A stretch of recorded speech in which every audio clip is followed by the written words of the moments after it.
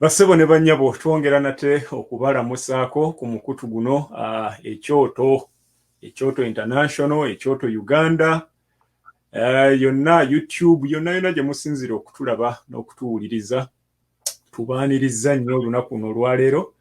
Amannya gange Mark, siri nzekka mu studio za ekyoto, wabula ndi ne muganda wange bwe mulaba ajja kubeeyanjulira. Abasinga kumwe mumanyi musomesa akeerako n'ennyonyi enkeeze, teesa nange ku ggombolola, omusajja nze banaye simanyi oba yeebaka ddi omusajja revolution. Actually kankuye nga tetunnagenda na wala, nze revolution eno mukulu gundi mugenyi wange tamala mirundi alina akantu kagamba mbu people power gulinga muzimu, bannange bwe gukutemba teweebaka.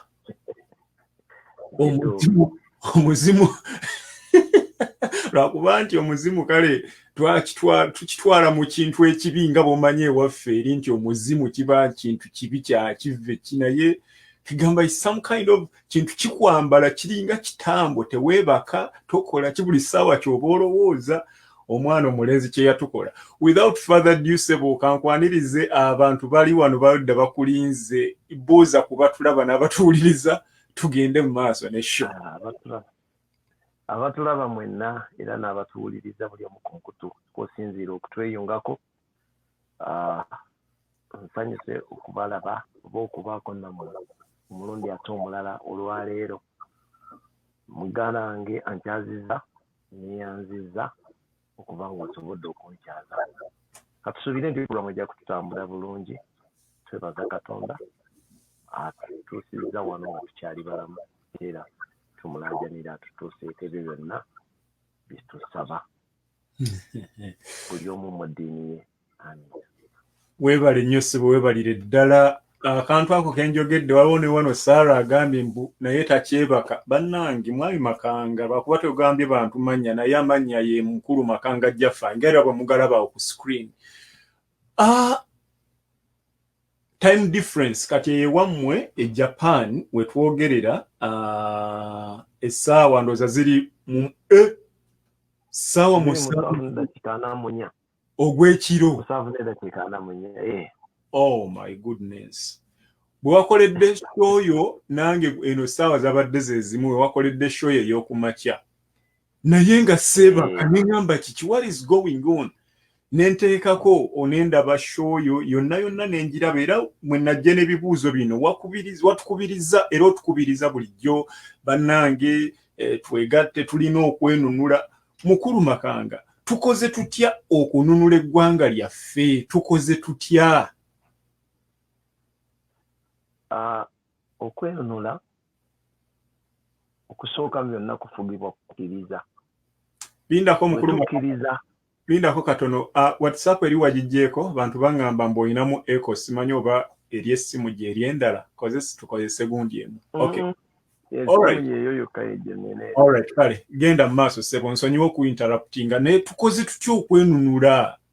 Abasajja nga batwetwolodde nnyo emyaka 3 mwegi be bakutte ekonome, buli business be bagirimu. Genda mu by'obulimi Salimu Sale yawambayo, genda mu by'obusuubuzi ono omusajja era Salimu Sale ekisaawe ky'ennyonyi bakyeguza an international airport nga it's owned by omuntu omu. Ekyo wali okirabyeko Sebo? Nze nali sikirabangako. Genda mu maaso Abaganda era mwe mugamba nti sikirabanga yamala akiraba. Wow. Naye ekibuzo ky'obuuzizza nti tukoze tutya okwenunula. Okusooka byonna okwenunula oba ekintu kyonna ekifuga ebintu ebitambulirwako obulamu bw'omuntu kuba kukkiriza. Singa omuntu afuna okukkiriza nti ekintu gundi akyagala ate nakkiriza nti asobola okukifuna, mukubo lyonna mwabakkiririza okukifuna amala n'akifuna. Ekyokulabirako goli musajja munaddiini era omukengufu mu ddiini. Nange ngezaako okumanya ku ddiini ekitono kye ngimanyiiko. Mukama Katonda agamba asobola okwanukulira omuntu mu mbeera yonna ey'obuluŋŋamu n'ey'obubuze. Asobola okukuweerayo, osobola okujja obalabyeko abagenda nasaba oluzaalo mu sitaani n'alufuna, so nga ate n'abasaba eri Katonda balufuna. Eriyo n'abatasaba Katonda naye n'abawa. Wabula ekyamakulu omuntu kasi takkiriza nti lino ekkubo mwempise nja kutuuka ku kintu Katonda asobola omuweerayo. Revolution tulina kusooka gyembuleesinga ne tukkiriza nti tusobola okugifuna, naye nga ebikutwala okwembuleesinga revolution kumanya lwaki ogyetaaga kwe tulina okubeesinga. Ebimu ku bibyo ebyo byomenye ng'ekyokuba nti abasajja baatwetooloola nnyo. Lwaki baatwetooloola? Baatuggyako ekyokulwanyisa ekisinga okuba ekyamakulu ekiri nakyo ne baba nga be bakiwambye. Ekyokulwanyisa ekyo bwe bwongo bwaffe, kubanga obwo bwe bukuleetera maaka okukkiriza nti ono kyagenda okukola sikinaako alternative oba nkisobola okukyaŋŋanga. Singa bukya ku makya omusajja n'akuwamba obwongo n'akulaga nti w'amaanyi, nga bwe batugamba abalwana ne Museveni batugamba mbu baanyumyanga mu biseera ebyo, Museveni afuuka simanya yabagamba afuuka biki, afuuka kapa, afuuka ki, afuuka buli kintu. People believe that. It is a myth, but people believe it. I know. Yeah. Kati okukkiriza okwo kwaleeteranga abantu n'okumutya. Emabegako we tubeeredde ekimu ku biyambi Museveni n'okutufuga okutufulumbalako ebbanga eddene. Bino bye twogera abali genuine nga twagala enkyukakyuka era tetwagala bukulembeze bwe. Tubadde nga abasinga obungi 98% nga boogerera mu nkuubo. Batya n'okwetya bwe musisinkana ne Maaka because baali baatuteekamu ekintu ekigamba nti Museveni ne w'oyogererawo omuntu gw'olaba mbega. Kireetedde ffe abaakizuula nti ne tuwamba obwongo bwaffe ne tubukomyawo tuddemu obwekontrolingira, ne tukizuula nti okay, if everyone is a beggar, let us save him the burden. Bayagala tubega ffe abatamwetaaga era abakoye enfuga ye, we talk openly.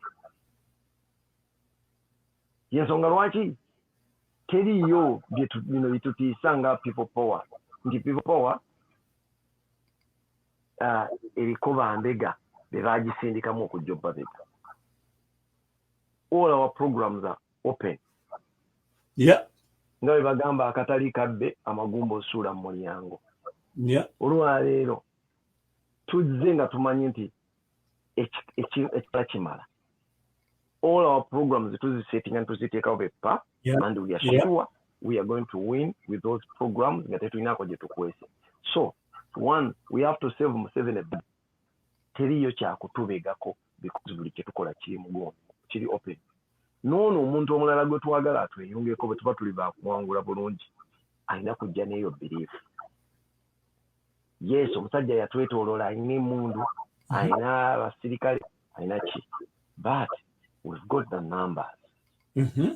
When you calculate n'olaba statistics zikulaga ki, what the percentage of those people believing in him as compared to us abanyigirizibwa.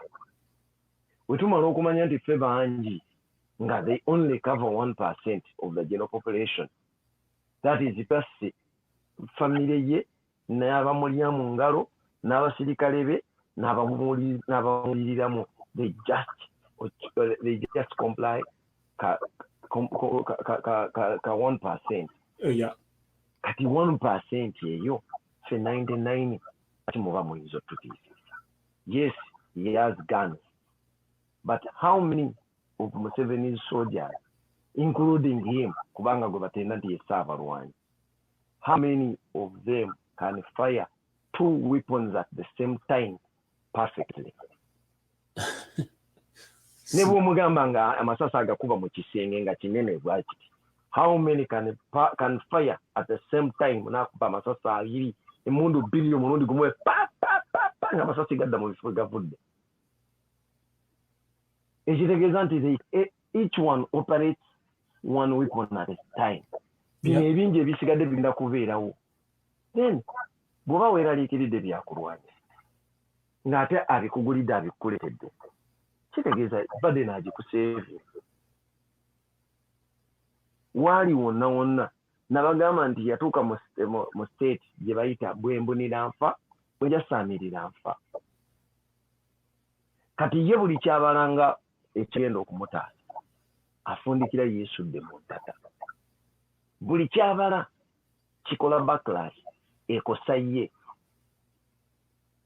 We najje njogera ekugamba nti kati ffe abeetaaga enkyukakyuka we twatuuse si ffe tulina okwekweka, kati ate abatatuwagira be balina okwekweka.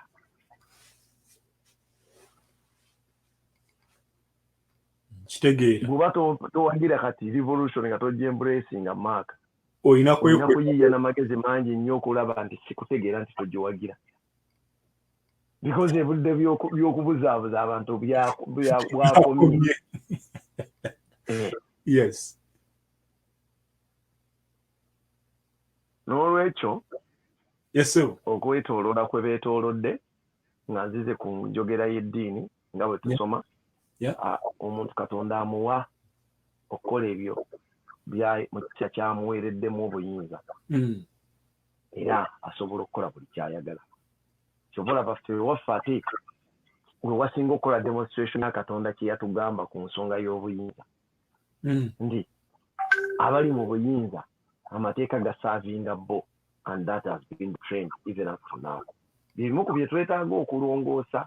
I told you twetaaga okunyiga reset button bwe tumala okukwata obuyinza. Tunyiga reset button enseddeyo kuweteekeddwa okubeera, because ffe tulina kino nti buli ali mu buyinza ssemateeka ayamba ye. Kyova olaba buli ali ajja mu buyinza ajja ne ssemateeka we. Ffe tetubangako na ssemateeka ali permanent.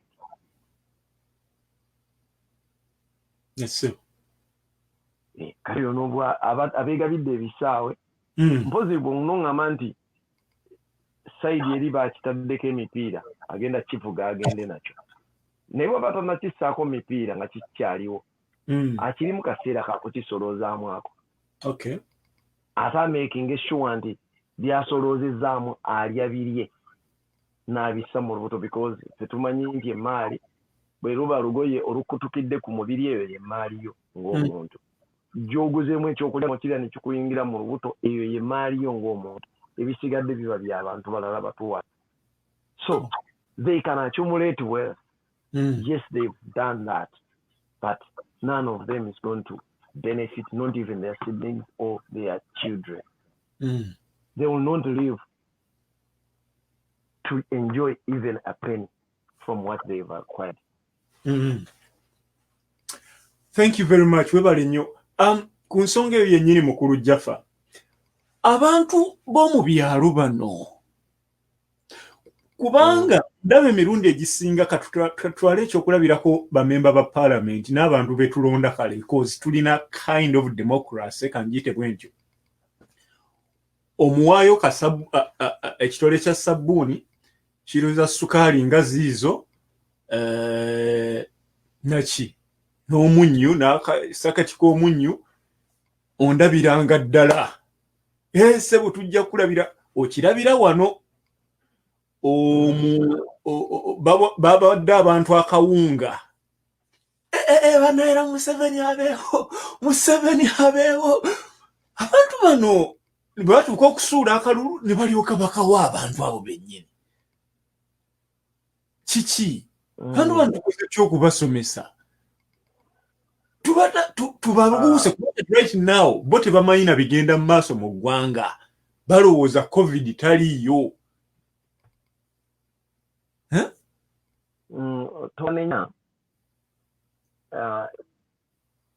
tobanenya okuwakanya ekya COVID obutabaayo. One, COVID atambulira nnyo mu bulimba. Amawulire ga COVID gatambulidde nnyo mu bulimba. So gabuzaabuza omuntu n'anoonya kyakkiriza kyaba awakanya ne bimubula. So mu mbeera eyo obuvunaanyizibwa buli eri bano abateekeddwa okumanyisa abantu ku nsonga eno nga betusuubira nti betwandigyeko information. Baba bagaba eri ambiguous bwetyo. Don't blame a person for not accepting or believing in what is there in the country. Naye one tulina obuvunaanyizibwa. Revolution bwetyo bwetambula. Obwongo buno baabuwambira ebbanga ddene. Events ziyitiddwamu okuwamba obwongo bw'abantu. Kati only the blessed can understand it easily. The rest of us, we understand so fast when you explain to us so many times. Yes. Tutegeera mangu ng'otunnyonnyoledde ebbanga ddene bwe kityo bwe kitera okubeera. Naye ky'olina okumanya nti gwe amaze okubuuka tolina kukoowa. Butwale ng'obuvunaanyizibwa okujjuza. It is so frustrating sometimes okuba nti ebintu obyogedde ebbanga ddene. Actually nze ekintu nkiyigidde wano, nkiyigidde ku eno revolution because I had decided not to teach. Nali mu history yange nali ndeddwako omulimu gw'okusomesa. Natuuka mu ssomero ne baŋŋamba ngenda kusomesa O level ne A level. Nga mu A level nsomesa subjects bbiri ate nga nina n'okukola discussion ku subjects n'endala. Nentuula ne ŋŋamba kati mbannaako ndiva ddi mu kusoma. Ate nga nina ekizibu saagala kunnyonnyola muntu bintu bino ndi nga tategeera. Nimbulwa obugumiikiriza n'envaamu. It is this revolution and I call it a calling. Because this is something bakwogerako n'omu ku be nasomanga naŋŋamba nti ekyewuunyisa nti ebintu byewagaana ng'otukolera nga tukyasoma. Twewuunya okuba nti kati osobola okutuula on a daily basis n'ofuna obudde obusomesa abantu. Ekintu nga ofuna n'omuntu akubuuza ekibuuzo nga wakyogera dda naye n'ofuna patience ekiddamu ne mugamba naye simanyi. I think it is a calling and that is how people do things. Because obuvunaanyizibwa bwo kyenjagala okubagamba mwenna nti olina kuddamu buzza abantu baffe gw'olaba nga tali. You never know. Oyinza okulowooza nti ab'omu byalo be bali bwe batyo. Naye ng'ate ne mu bibuga we wasinga because at least bw'ogenda otunuulira rate ab'omu bibuga kwe bawankawankira ate esinga kati ab'omu byalo. Ekirala nti information eyo omuze guno ogw'okuba nti abantu bagulwa ne ssente okugezako okudemoralizinga culture zaffe n'entegeera yatandika ku mulembe gwa Museveni. And that is what Museveni wanted. He wanted to create an opportunity for people ab'omululu n'okulaba nga ata substance. Museveni asse buli kintu kyonna kyakutteko, buli kintu kyakutteko. Nabawadde ekikulabirako nti mu 1980 mu katumba akaaliwo because Ugandans still had integrity. Ugandans of that time abaali balonda, they had integrity. Tewaaliwo yakugulirira balonzi. Wajjanga abantu karakitayo ne yeetunda ne by'osobola okubannyonnyola. Bino ebyokuba nti someone has to be eloquent tebyaliwo because people did not believe in his promises. They always wanted to do things the way they were meant to be done. Kino ku mulembe gwa Museveni where a person comes up with a written or a compiled manifesto. I'm going to do this and this and that and that. You've been in the office. How do you know what you're supposed to do when you're in the office? Again, if you're representing us, how come you want to give us what you want to do for us without inquiring what we want you to do for us in case you're there? In actual sense, manifestos are not supposed to be brought by candidates. Nkitegeera. These are our videos zifava kutuma. You are representatives. Kati oyagala tu representing kuki. Understood. Era okuddayo no olowooze Museveni yakireeta lwakuba yanoonya ajjewo ensa mu bantu baavuwaze nnyo bafulenga buli kintu kyakusaba badipendinge ku kusaba oleete ba opportunities abajja okusobola okuinvestinga mu kintu ky'okujja mu bukulembeze mu byobufuzi gwe batuuka eno naawe bazanyise katemba nga bw'oyagala ogwe gubadde omuzannyo gwe ebyo byerimu ku bintu bye twagala okunyiga epeesa naye ate naawe we wali entandikwa ya buli kintu.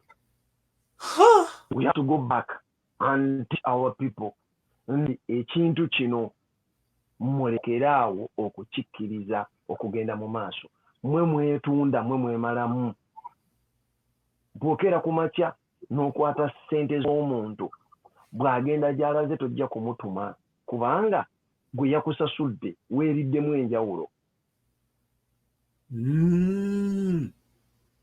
Ekyo kyekimu bye tulina okusomesa abantu. This time balina okuba nti bagoba abantu abajja ne ssente kubanga ekiva mu muntu ajja ne ssente. Yes. Waliwo kye bayita sacrifice kati ssente zibatiisa okuba nti omuntu azireeta awo n'ozigaana. You have to look okunoonya gye bayita greater good mu kintu ekikoleddwa. You have to look for that. That is integrity. Bazimba nzimbo jizza gye bayita emizi.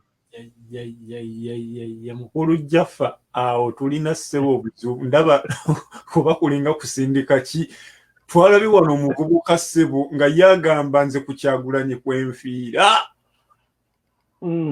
Mukulu JB tukulamusiza. Kale basemwe bale kuteesa. Internet yonna ekutte omuliro lwa musajja oyo Mukulu Jaffa agambye mbu ssebo integrity tulina kugizimbirawo naye omuvubuka wa leero omutere wano kadde bwa ssente nga buubu ate ne wano omugambe nti tugumiikirize ndaba waliwo obuzibu awo jebbi abantu anti kiina kuva ku ggwe kennyini kati mukulu Maaka ne Mukulu Jaffa mwebale kuweereza mbaddeko nga mpuliriza naye waliwo point gy'okonyekaawo nenga nange ka submission eno kanjiweeyo naye kansookere ku kyennyini ky'obuuzizza. Antera nnyo okugamba mikwano gyange nti gwe kennyini gwalina okusettinga president eyo gy'oyagala abantu bagoberere. Gwe kennyini kati nga gwe omusomesa eyavaayo n'ogamba nti nze Maaka Luwuki ngenda kuvangayo nsomesebwa na Uganda mbalage ensonga lwaki twetaaga okuggyawo Mwami Museveni tube n'enkyukakyuka ey'omuggundo. Kati gwe kennyini gw'atalina kuva ku mulamwa gwalina okubeera nga olemerako gwalina okucreatinga eyo trail eri clean abalala bagobere bagambe naye nedda kino kyekituufu naye bw'onaabeera weekend n'abo abagezezzaako ate okuvaayo okulaga ekifaananyi ekibi n'ogamba kambiveeko ojja kuba gwe kennyini gwe weeriddemu olukwe. Kati gwe kennyini gwalina okucreatinga president eyo abalala bajjako bagoberera. In most cases awo wetuviirako nti tulemererwa ffe kennyini okwetegerera ne tulekera abantu abalala batutegeerere. Kyekizibu kye tulina naye tunaagenda nga tukyovercominga. We shall overcome. In most cases tuteeka nnyo trust mu bantu ne tulema okuteeka trust mu ffe kennyini ffe abantu ffe kennyini kuba era nsiba nkigambo mikwano gyange nti the best you should expect it from yourself not from someone else. Wetunulire mugwe nga gwe Maaka ogambe nti nze nga nze Maaka how best can I help this struggle to succeed, and once you identify that, maximize on that, do whatever you can do as if it is your last day to live. Kukikolere ddala n'omutima gwo okwegamba weemaleeyo buli service gy'okola gikolere ddala nga olagira ddala nti this is the only shot I have, this is the only chance I have, nga okikolera ddala n'omutima gumu nga toyina any other expectations none other than a better Uganda. Awo tujja kuba tuli ku mulamwa.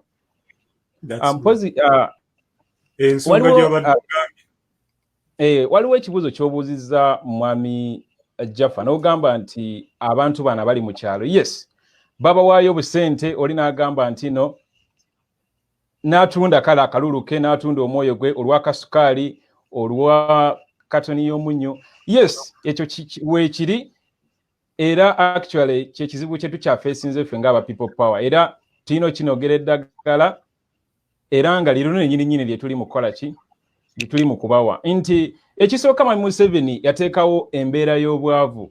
We tugamba abantu nti Mwami Museveni ya creating obwavu intentionally, abantu abamu bakiwakanya naye nga kiri real. Obwavu buno yabucreatingawo nti Mwami Maka ojja kubeera nga nyina jjajja wange mu kyalo oba nyina anko wange mu kyalo nga omugamba bino nti no twebeeremu twekalakaasa oba biki some kind of that, ajja kugamba nedda olw'ensonga ajja kulaba nga tasobola kusacrificingayo essaawa emu agende ademandinge for what is right. Ajja kuba essaawa eyo emutayagala gifiira olw'ensonga alabira ddala nga ekikumi kiri kiyandifunye agenda afeedinga abaana be kigenda musala. Obwavu bwe yabucreatinga intentionally. Kati ate mu creating obwavu intentionally agasseko kye bayita land grabbing, abantu ababaka ettaka mu byalo. Bye tulaba wano ku mawulire bintu bitono nnyo, abantu babonaabona mu byalo gwe Maka abatasobola kutuuka ku mawulire. Bino byolabye ku NTV, byolabye ku BBS, byolabye ku NBS, byolabye ku TV ez'enjawulo. Ebyo biwero waliyo kamera gye zitatuuka. Abantu babonaabona, abantu bafa mu byalo eyo. Kati ku bwavu gattako ekibbattaka, gattako ekitta abantu. Mulaba ba LDU basiba batta abantu buli lukya. Olwo be batalaze ku kamera. Jo wa LDU Masaka yakuba omukyala w'olubuto n'owa police. Omukyala oyo mukyamujjukire Masaka ku Eligini Street. Singa CCTV yo kamera teyaliiwo bandi fabricatinzeyo ki story ate buli muntu yandikibayinze. Naye olw'ensonga nti waliyo CCTV footage eyo baali tebanyina ngeri gye basobola kulimbamu. Kati kubamu akafaananyi kamera gye zitasobola kutuuka. Era baamala ne bafabricatinga ki story. Because batugamba nti bwa LDU manya yakuba omusajja yali yamujjako omukazi we yali mutwalako musiguze. Mu mbeera yonna mukazi waawa gwe bakusigulako jebbi oli n'amutwala n'amufunyisa n'olubuto enkya n'omusisinkana nga muli mu kifo kimu kubanga oli yagenda okujja nga baabaddewo dda. Okitegeera? Nkitegeera bulungi kabidio nkajjukira bulungi. Omusajja gwe yatta olwali okuva ku bodaboda yajja n'amukoona nako n'amubongako. Bameka abasajja balina obugumiikiriza obubonga ku musiguze yakujjako mukazi wo nga ate omusanze naye ye aliwo omusajja asisinkana gwe yasigulako omukazi ng'ali naye wali mu sikafo n'ojja n'ofuna ne gasi zimubongako ng'omulabye alina n'emmundu. Byonna byali tebikwatagana but it is a story ne bagifunye n'ebeerawo. Tetulaba omusirikale eyatta abantu ebyekyenoonero but because they wanted to cover the story baamutta. Era okusooka baasooka ne bagamba nti yesse we tumala okubuuza nti what about the suicide weapon gy'akozesezza n'atugamba nti ate si yeyesse bano abasirikale bagezezaako omugjayo n'alema ne bamukuba n'atayaddaagala kubakuba ne bamukuba ne bamuta. So they were lying. Mu mbeera yonna ku nsonga gy'ebbiizi obadde oyogerako njagala okuweerezaako ebigambo bino bitono bwe biri. Osobola okunzikiriza n'ensooka? Okay. Yes. Okay, kansooke malirayo ddala ngirira. Mbadde nkyalinayo ka point akalala kamu kaliwa nti kwebyo byonna nga bw'ogambye nti abantu babawa obunyeebwa babwa sukaali n'ebiki byonna kwebyo bagasseeko kubatta, bagasseeko kubabaka ettaka, bagasseeko fake promises.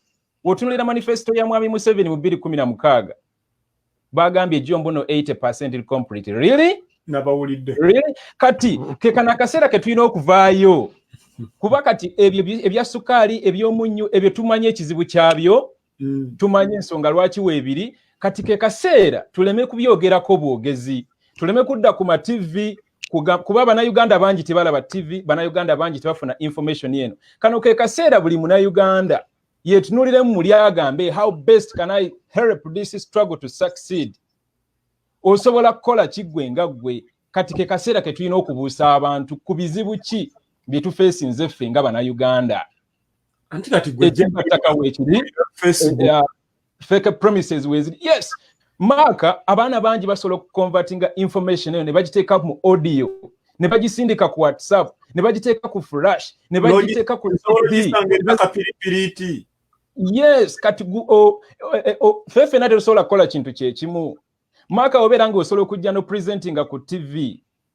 Jafu aba asobola okujja nakukuba omusomo. Ate wabeereyo omwana omulala asobola okufacilitating omwana wa library n'amugulira CD nga 10 oba 2 n'amugamba genda ku Facebook page bweti data yuno converting buli musomo ogubeerako guteeke ku CD ziwe omwana wa borders vuga zitwale ku kyalo.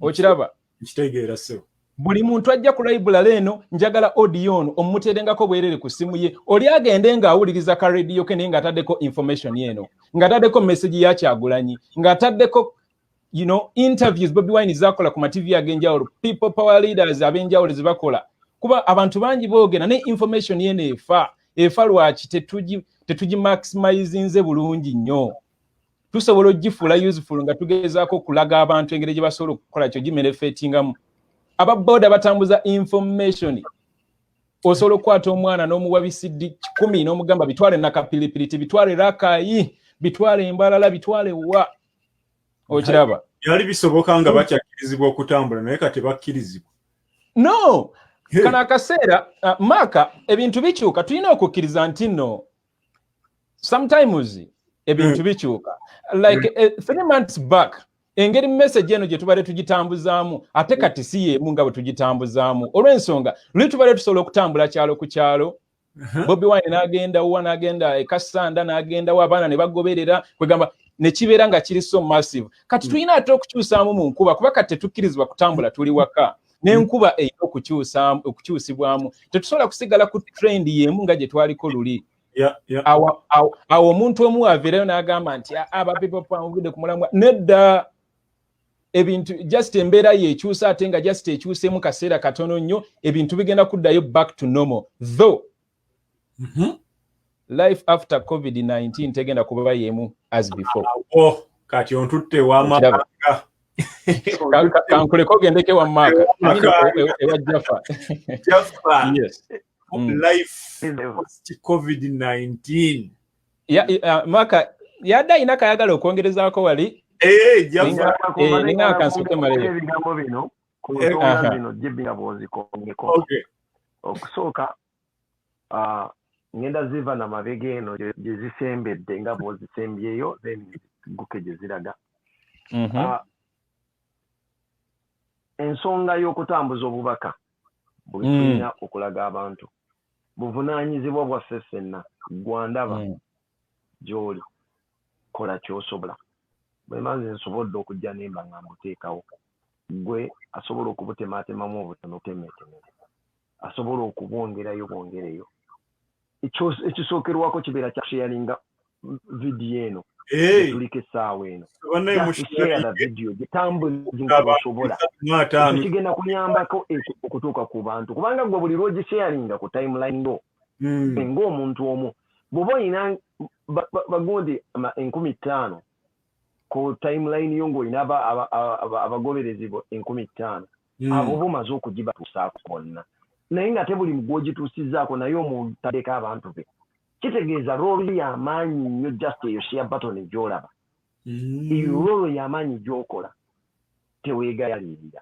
kubanga message togikkiriza kufiira ku tu genda ky'oggyemu wano ky'owuliddemu paraphrase it ng'okize mu bigambo ebibyo okinnyonnyola omuntu omulala okusinziira ku bw'oba otegedde kasita okiraba nga kigatta ku struggle. Ekirala yeddakunye ku nsonga y'okuba nti abantu baabawala zezimu ku nsonga eziremeseza n'engeri gye battamu abantu n'okubatulugunya na buli kintu. Yes, Museveni yabikola yabitaka nga bijja kukuuma abantu bademoralizinga ki naye njagala bashuwalingi kimu nti buli situation yonna kasi tegenda ku extreme. Extremism is bad in each and everything. But extremists mu madini befuula bazisomye nnyo eddiini. Once you become an extremist, you can even kill ng'olowooza nzita lwa ddiini. People lie to others ne bamugamba nti bw'ogenda okutta gundi ojja kugenda mu jjana. Naye ng'ekikwewuunyisa ono alagirira munne ekkuba erigenda mu jjana, ye bw'aweebwa opportunity egenda mu jjana tagenda, talikwata. Mwenna mwalaba ku Osama bin Laden. Abaatomeza ennyonyi babagamba bagenda mu jjana. Abatulisirangako bomu nga babagamba bagenda mu jjana. But when time came nga oyo omusajja bin Laden bamunoonya, ate ye yakwata mundu kukuba abantu. N'ogamba nti lwaki mu nju wano teweetuusiza n'ogenda n'abo. Jja n'ebadde nzigule wooli. Lwaki ogenda obwomu? Okitegeera? Extremism ebuzaabuza omuntu. Kati ne Museveni kino kyateeka abantu extreme. Kigenda ate kukyuka, kirina okukola backfire. Kiteekera okubaako ne backfire. So, leka akyongeremu, ajja kukikungula. Then, twebereremu vis-a-vis okwekalakaasa. Twebereremu si kwekalakaasa. People should learn this. Okwebereramu, one, sooka kununula bwobwo. Otandika okutegeera ebintu n'okubirabanga bwe bigenda. Then oba otandise okwebereramu. Ebisigadde ebigenda okujja. Tetugamba nti eyeebereddemu ate ebintu kimu nti tugenda kwenunula. Then choice ya Museveni ne banne okusalawo okwenunula bannayuganda agenda kuba wanaki. Bw'asalawo akkiriza okwemirembe, well and good. But if he chooses ekisigadde, still tetugenda muma option. Ekyo aba alina okukimanya.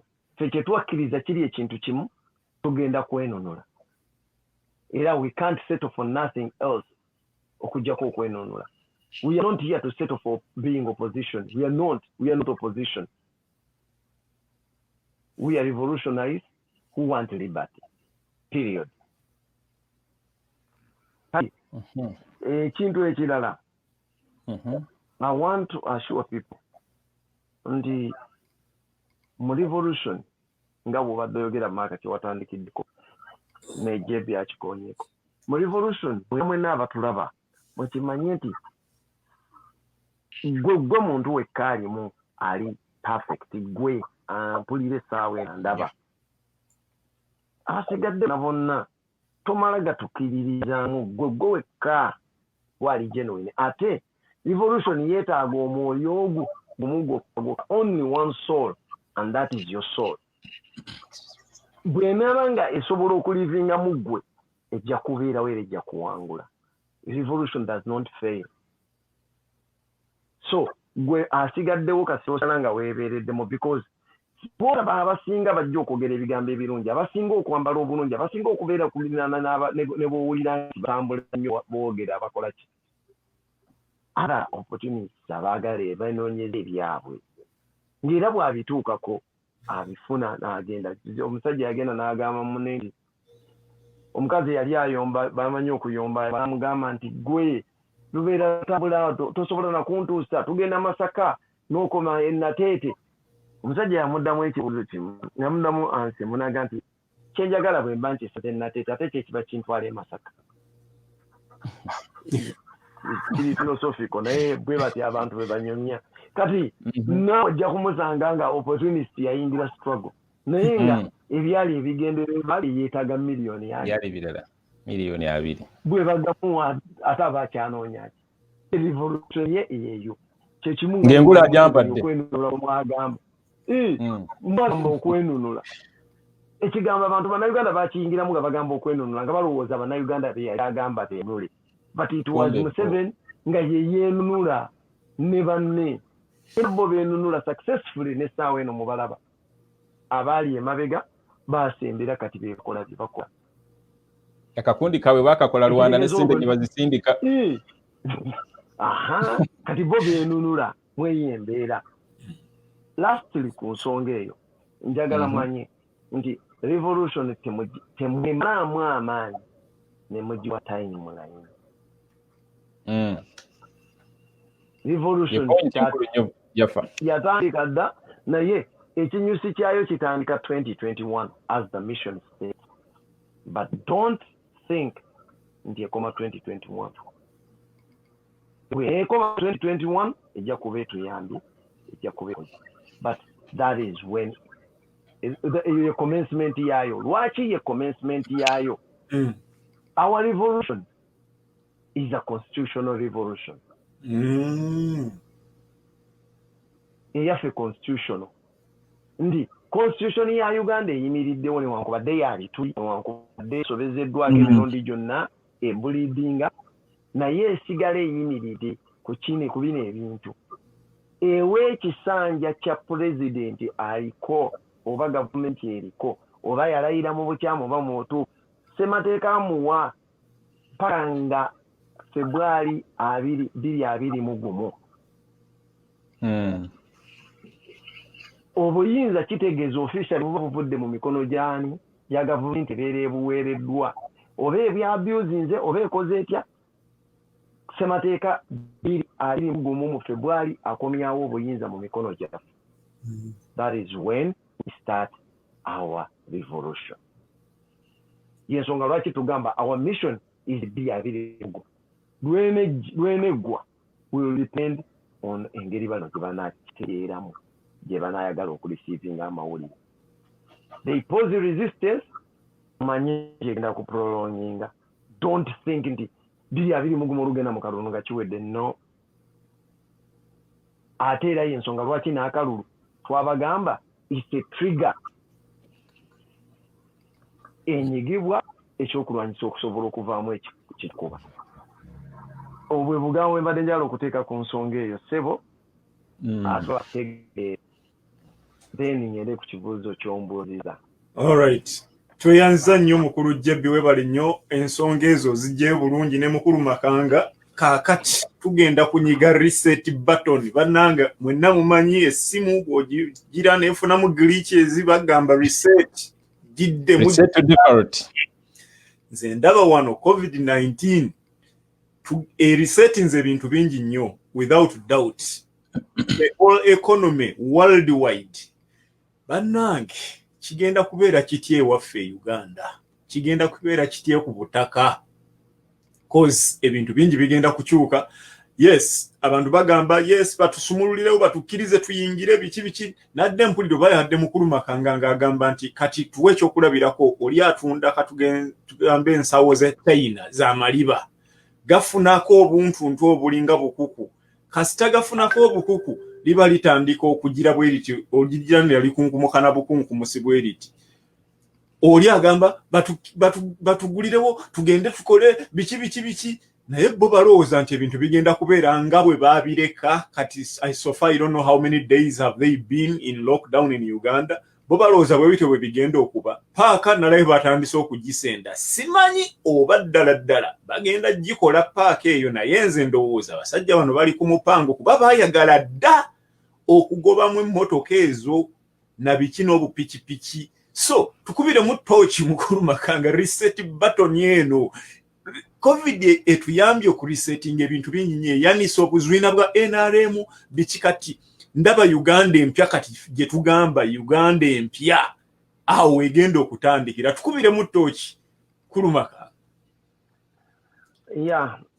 Bwonyiga reset button Yes ekitegeezo ddayo ku factory settings. Yeah. Byabitegeera buli wonyiga reset ku factory settings. Factory settings. Yes. Ekitegeeza nti tugenda kudda ku mulamwa kwe twabadde. Otya.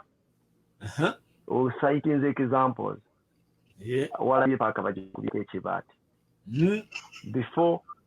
Before gwe aina taxi yo kujja mu park, where were you? Nali mu kyalo. Ngatonda gula taxi. Then you're going back ku factory setting. Ngenda kudda mu kyalo ne natunda kibanja kyange. Sina jensi. That is where you go wrong. Kino ekyokugamba nti ofunye Apple ginstolinze gwe zimu kwezandibadde ez'amakulu nozegiramu ddala. Noga nti ezo sikyajagala. Olina kuddayo ku Google ginoonye buto oba mu app z'olaba oba bakyasobola ginstolinga. you need to reinstall apps ez'amakulu. Bw'oba tolina backup, wanti amanyi JB kategoyinza okunyamba mu bya computer. I think olina okuba simanya nga wa backing up. Yeah, olina okuba nga olina backup. Oba naki? Olina okuba nga wakola backup. Kasito onyiga reset, olina okuba nga wakola backup. Of which many of us don't have that backup anyway. Olabira ddala nga ogenda okuva embooko nabiki kuba butayimbwa ebikomera bagenda bijja mu mbeera eyo. This is what is going to happen after COVID. Ninako gwe mbadde njogera naye nga abanjibwa parents wakolera ku mulimu n'awaka waasula nga renti wonna agenze alimu areas za myezi 3. Yebuuza ntandikidde ku ki? Because ono w'ennyumba myezi 3 ajja kuba agyetaaga ne guno mweguli alina abaana abalina okudda ku ssomero bali 3. Kwabo kuliko n'ali mu candidate class. Kati mugambye ekintu kimu nti ekyandibadde ekyamagezi kwe kulekerawo okulowoola ku mutendera ogugwo omuntu sekinnoomu n'otandika okumanya nti kino ekiseera ky'abantu kulowooza nga abantu bonna mu ggwanga.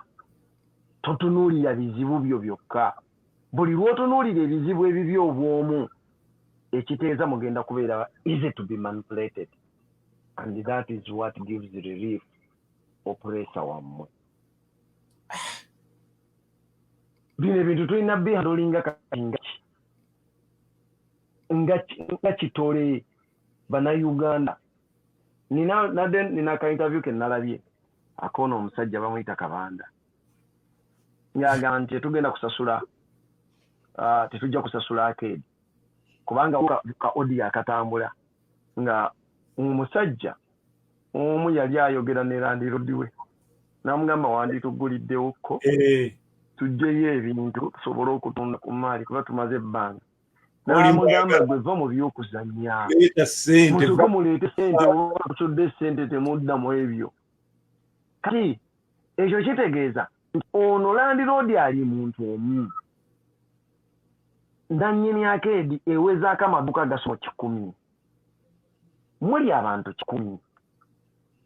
Lwaki eddoboozi ly'omuli basinga okuwulikika? Kireeta ekyo kimanyi?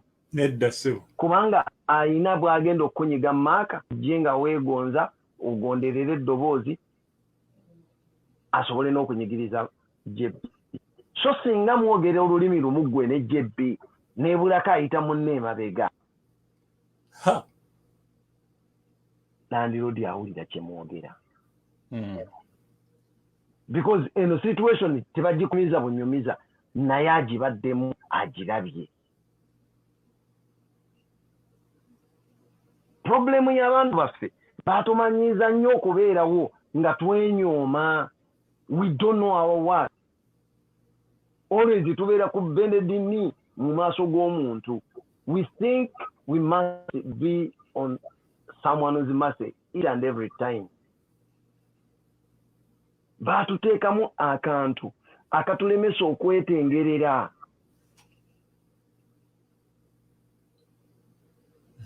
People in our country bamanyi kitono ku rights zaabwe, kitono ddala. Yensonga lwaki tulina okutya okwo. So singa babadde ng'abantu ababuusa obwongo obuzibuse, kino bwe kitu kyadde kigenda obeera. Ebino byonna bye mwegayirira revolution yandika ddi tuneebereramu ddi muba mu bitandika ssaawa eno. Awo okay, the reset wano we mulina okutandikira okwekisasayizinga rights zammwe obuyinza bwamwe mutandikira obulikira enyinga bukomewo mu mikono gyammwe wano wennyini. Nabagamba nti olw'obutitiizi bwaffe waliwo ebintu ebisinga Katonda byatukoledde bukolezi nga seva. Because twalinga tusomesa wano abantu tibannange engeri oli akugamba mwe mulina ssente zigenda okuyamba okugamba omuntu okubeera mu demonstration okumala ewiiki munaabaliisa ki babaddewo nga tebalina mu demonstration bamaze emyezi kati ebiri. Ne gavumenti eyali egamba nti erina obusobozi mu myezi ebiri eremererwa dde okusavinga ka district akamu nga ate teyakutte mu nsawo yaayo yagenze mu kusaba abantu n'abantu bye babawadde byabalemye okudistribute okubunyana. Abantu bagamba nga tuyinza tutya okukinga amaduuka nze sigalawo bizinensi yange kuba nkyakola. They've locked. They are still under lockdown agasinga obungi. And they will go 3 months nga tebakoze.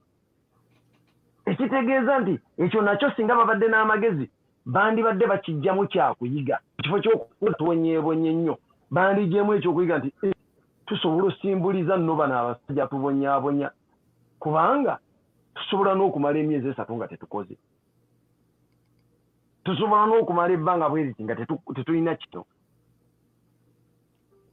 Obwongo bwaffe never let any situation kuyitako nga togijjemu kyakuyiga. Wano bannayuganda bwe bandi bategeerera nti one they can go without work bw'obanga basobola okusindiikiriza n'akusindiikiriza mu lockdown nga tetadaddewo policies kugamba ziwa makulu survivingira mu situation ng'eyo ozitegeera kati nze ngamba nti lockdown sigiwakanya yalibaddewo naye bwe tubanga lockdown twagigenda mu lwa covid. Why would they sympathize with the people? Other people, some people actually, not all, some people to be coming in as others are stranded outside. It's a China makuru. You're saying twagala border, twagala ekisaawe, and you are letting in Chinese to come in. Nze ndaba nti Museveni ne gavumenti ye bakoze kyamaanyi nnyo okufuba okulaba nga banoonya emiwaatwa egiyingiza korona mu ggwanga era bakyalemeddwa bulemerwa kufuna naye nga emiwaatwa egiyingiza korona gyo gikoze naye Jaffa ate awo wennyini nnyini awo nkukyankalanyemu katono ku pointi eyo nnyini gyoyogedde nga nsinziira ku kibuuzo mwaka kyabuuzizza nga tuvudde mu korona ono nze ngamba situgenda muvaamu olw'ensonga akawuka ngako tekagenda kubeerawo kana akawuka kagenda kubeera nga siriimu tekagenda kuvaawo. Era World Health Organization yakkiriza yagambye tugenda kuba nako nga bwe tuli siriimu. Kati kyogedde kiri mu maaka kindeetera okugamba nti nno nga tukkiriziddwa okuddayo ku ma offices gaffe gonna tukole ku masomero Uganda egenda ku experiencinga kye bayita rapid spread of this virus era abantu bangi bagenda kulwala nze kankubuulire kuba bino ebintu gavumenti yaffe bizanyidde mbuzanyisa ekintu ekifudde business bali mu kufuna bufunyi ssente oyinza okugamba nti no beetegekera magenda gaabwe nti owaayi katukolektingeko ketukolektingako 221 ajja Kyagulanyi ayingiddewo tunaagenda nakaki oyinza okugamba kye baliko situation bagifudde business kufunamu bufunyi tebataddewo yadde mitemwa kulaba kino tebafokasinze nnyo ku life after this lockdown ng'ate olabira ddala nga economy yo eri strained already okiraba economy eri strained kati ate olwo abantu bwe banaava mu lockdown awo ogenda kulaba nga bajjudde mu banks beewola amasente mangi obwavu bintu bingi nnyo nnyo ebigenda okubeera olw'ensonga bano bo bakyali kyebafokasinzeeko bafunyemu batya mu kaseera nga kano kyebafokasinzeeko kaseera nga kano tebafudde nnyo nti akaseera nga kano nga kavuddewo eggwanga lyaffe ligenda kubeera litya Nkulumaka abantu ffe aba wansi na Uganda ffe tutapulanyingidde kaseera after this naye yo gavumenti ekapulaningira dda ekeplaningire ku saidi yaayo eyo nga yo bakapulaninga ekisooka mu byonna they wanted to grab land in Kampala njagala ombulireyo polisi gye baayagala ogulabinga mu Kampala ebalenyi etanaba kubwako kijjo olwaleero teriiwo nga kwotadde n'okukyusa amannya g'enguudo nalaba nabeerewo bamutuumye Singi Katongole Singi Road ekitegeera baayagala ddogoba aba boda mu Kampala wakati pulaani ya minisita wagira wa Kampala ekitegeera bo beetegekedde kibazaako nga bamanyi nti emirimu gigenda kuba fu batembeera teeka lyakugamba nti omuntu omupangisa ennyumba z'abapangisa 30% ku z'osolooza bazeetaaga era ligenda kuyita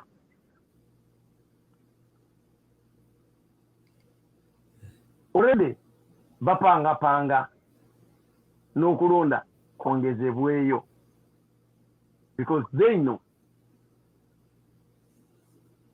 yakugambye nti singa tunaatuuka mwezi gw'omukaaga nga obulwadde tebuvuddeewo tujja kuba tetuyinza kubeera mu kulonda naye mubuuza ye nga ye ne gavumenti ye nteekateeka ki gye balina mu kunogera akawuka eddagala ewali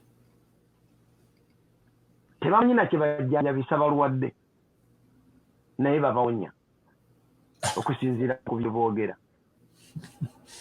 ffe tulina abalwadde be bakebera ne bamukeberera kooda ne bamukkiriza n'ayingira mu kibuga n'amala okitoloola ne balyoka bajja ne bamugamba nti ono empapula zino ziraga mulwadde tumukwatidde eno naye azza busaasaanya wonna surprise omuntu ne mumukebera nga mulwadde wano n'agenda e Kenya nga mulamu mukulu Jaffa nziko okuba nti obulwadde bwe waffe bukoma ku booda point of information just kano katono nnyo bancekinga enzeko ko wano kamale okusetinga Hamza wano agenda kujja live kambaleke mugende maaso ndowooza Hamza ayinza okuba ayagala kujja live kangira mu settinga wano up nga namwe mugenda mu maaso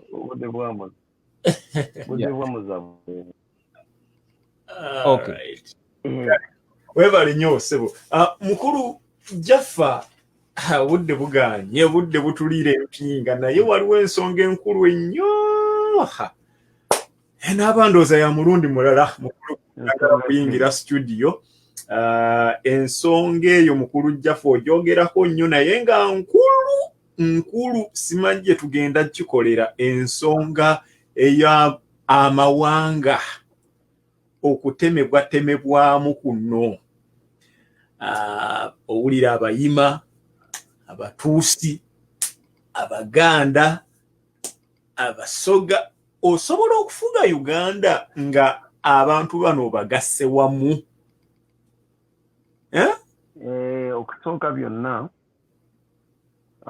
byonna okugatta abantu abalina entegeera ez'enjawulo ne cultures ez'enjawulo n'oyagala obafuge mu nfuga ey'ekipooli eyo yali nsobi naye nga yali nsobi eŋŋenderere ekyaleeta ekyo abazungu bakikola kwagala kulaba nti abantu bano tebasobola kuyiminga against them kyekyaliwo ensonga lwaki balwanyisa era olaba nti buli munnakyemalira zaabeerawo agezaako nnyo okulwanyisa abantu okwekunga okwekulembera obulungi okusinziira mu cultures zaabwe ez'enjawulo traditional leaders and traditional leadership has always been challenged by all dictators okuviira ddala ku Obote yabayabolishinga mu 67 then nabano Nuno Museveni okutuuka obyabolishinga naye nga adisguisinga nga abikkiriza okubeerawo mu situation gye tulimu ng'eno tulina okukkiriza nti we are having a bigger picture tulina ekintu ekimu ekitugatta a unifying factor which is Uganda. We are in Uganda nayenga tukkiriza nti we are a diverse of cultures. Yes. If we want to rectify everything, we need first erase our problem, the main problem, our unifying problem. And this is the government eriwo. Bwe tumala okugijjawo buli kimu tukisobola. Leave alone propaganda w'abantu abawuza basoma politics yajja okugamba ekyo kye boogera tekirina gye existing ate kisoboka. If it doesn't exist, why does it have a name? Anything that does not exist has nothing in a can't have a name in a vocabulary. So, they will never show you what you benefit for having what you need to have.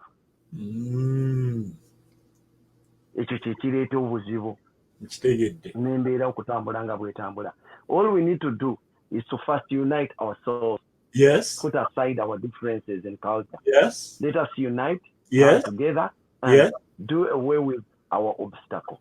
Yes. The major obstacle. After the major obstacle goes, I promise we have to reset ourselves. We have to reset the system. Then we shall sit down and find out on a dialogue, find out how best we can lead ourselves. Because it has happened everywhere in the world, it can happen with us. Yes. Thank you very much. There is no big difference between us and America. No. Only that we are manipulated and meant to think that we are so inferior and certain things have to be left to others. Yet, before the coming of the Europeans, we had almost, we had a similar governance system like that of England. Yes. At the time. Okay. And that was during the time when people didn't know how to read and write, but they had structures similar to those who think are superior right now. Okay. So if we reset ourselves, we can do better. Okay. Development did not come with the coming of the Europeans in Africa, but rather that was retardation. Abantu abali beeyiyiza basobola n'okukomaga embugo laba bwe muzisuula ne mutandika okulima pamba ate ne mumuweereza bamukolere ebweru muddemu mugule engoye mumwe bye mwalima kuba nafuya bwongo. So ensonga nnene nnyo, but what I want to say nga bwe tulina budde okugamba abantu nti we need to come together right now because the best thing we need to do is to liberate ourselves. And this can only be achieved if we work as a unit. Yes. We need to work as a unity as Ugandans, irrespective of our tribes. Then later on, try how best we can do it. Wow. Musomesa Makanga abantu bakwagala nnyo lwakuba gwe tolaba comments wano, but people are really appreciating the work you're doing. Osomesa, you are a good teacher. Era nga bwagaye, this is a calling, it is your true calling. Thank you very much. We are blessed to have you. Muwulidde bannayuganda abatulaba n'abawuliriza, let us come together. Tujje wamu nga kitole. President waffe a principal ekintu kino akitulaze ekyokulabirako. Yaleeta omukyala oyo vice we kati aleese abakulu nga ba Nubian Lee, aleese abantu bangi nnyo bazza kuŋŋaanya from here and there ng'agezaako tulaga nti kino kisoboka. If we come together ne tujja wamu nga mukulu Makanga bw'agambye, agali awamu ge galuma ennyama. Yagamba nti obusajja buno bwe nga twakuŋŋaanye tusobola obbutwala nga tebulinnya. Mukulu Makanga, your final remarks sebo tusibule abantu bano. Yeah, thank you very much. Muganange neyanziza okunkyaza. Wow. Naye nga ne baganda baffe mwena abatugoberera abatulaba mbeebaza nnyo always okubeerako. Tubeerako mu budde obutali bwangu ebiseera ebisinga, but being with us also kituzaamu amaanyi. Naye mbasaba nti mu mbeera tulimu tulwane nnyo okulaba nga information tetufiirako ffe ababa bagifunye. Share the information. That is very good and it is very strong if you do it for the struggle. You go when you share button, tomanyi contribution n'egyoba okoze ku struggle. Kinene nnyo nga bw'okiwulira. Ekirala, kana akaseera ke tulimu kali very critical. Tulina okufokasinga ku kigambo ekiyitibwa revolution tugitutte tutya mu maaso. Obudde bwo obusinga obungi n'eddatawo gw'olina mumalire ku bintu ebitwala struggle mu maaso. Ebize emabega biveeko, ebikubuzaabuza biveeko. Don't give time people abavudde ku revolution, abavudde ku mugendo. Nze nina omuze era mubi nnyo naye nga gunkoledde ebbanga lyange lyonna. Bw'oyawukana nange mu bye tubadde tupulaninga, I just consider you as a dead person, nemanya nti gundi oyo yafa sikyasobola kuddamu muwuliza. So if someone leaves you people, doesn't mean kyagenze nammwe. Aboonoona obudde nga mubagoberera ne mugendayo kangende muvume tebikugasa. Okumuvuma tekukugasa. Gwe stay focused otambule. There will be a time bw'onooma omaze okuwangula wojja okutuula ogambe nti kati nsobola okwansalinga ebibuuzo by'abantu, nsobola okwatendinga ku bye boogedde. And believe me, when you stay focused, these people will come to you on bended knee. But if you go with them, muyaga gye gulaga, nawe nga gy'olaga, you will lose focus. Exactly that is what Museveni wants. Too many things are going to come because he has gathered a lot of confusion. So, bajja kuleeta ebintu bingi nnyo. Ono akuleetera kino akusinga ekiri, era ddala akola vidiyo n'akola kino, n'akola ekiri, n'akola ekiri. Don't waste your time. Nabagambye nalabye tweet ya mutabani wa Museveni. Naye ne nzijukira abasomesa balina ebintu bye basomesa mu psychology. Waliwo stage omuntu gy'otuuka mu gy'oyitamu. Nga ekintu kyakuyitako yeyo neekuyitako. Kati nga ffe abalenzi bwe tubeera abato waliwo mu kukula ojja mwasimbanga ffe twasimbanga oyinza oteeka wali eri akacupa oba akakebe n'okateeka eri ne muyimirira eno ne mufuka mu kakebe mutumbiza ne mufuka mu kakebe kati ng'asinga tageti yafuka mu kakebe oba ati mugufuse waggulu ne mundaba ani asinga ogwambusa waggulu nnyo. Ekyo kyalinga mizannyo gyaffe mu buto. Gyeraka bwe gyakuyitangako nga tozanye muzannyo ogwo. These are the very people bemusanga nga basajja bakulu nga muli mu bantu ng'omukono gwo tegumuva mu mpale ategeenya ebitundu bye ebyekyama. Because siteegi ekomawo ng'okuze wali mu myaka gye wali oteekeddwa obizanyisizaamu byakulemu okuzanyisa. Mubeerayo mu byalo ne mwesooka mu mmotoka. Motoka ayita ono gambe eyo yange, yeesooka eyo yange, toyinza gya eyo yange. Kati mutabani wa Museveni ayinza okubanga egyo emyaka gyamuyitako egy'okwesooka. Jjukira nti baali mu state house, baali mu kuzunga naki, teyafuna budde bwesooka. Bw'avaayo ne yeesooka bereti zino. Siteegi yeekomyewo ku myaka emigadde. Temusitya. Mwebale nnyo bannange, mwebale kutulaba. Mbasaba kusubscribinga ku YouTube channel yaffe Ekyoto UG. Visit our website www.ekyoto.co.uk. Like our pages and follow them. Ekyoto International, Ekyoto, just Ekyoto Telikuzikiza. So please stay focused and support all comrades. By the way, abali ku struggle, abali ku mulamwa omutuufu, and please advise them accordingly. Twebereremu tutandika okulaba. And we have to identify our enemies. Please, people are still coming to you, Navy Gambo Zinji. They will try to fight each and everyone.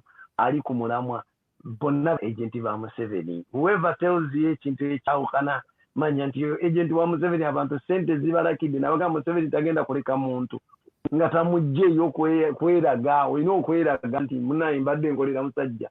Chovola ba statements zijja every now and then. They are fighting us, they are fighting everyone. They have to show omusajja nti tumukolera.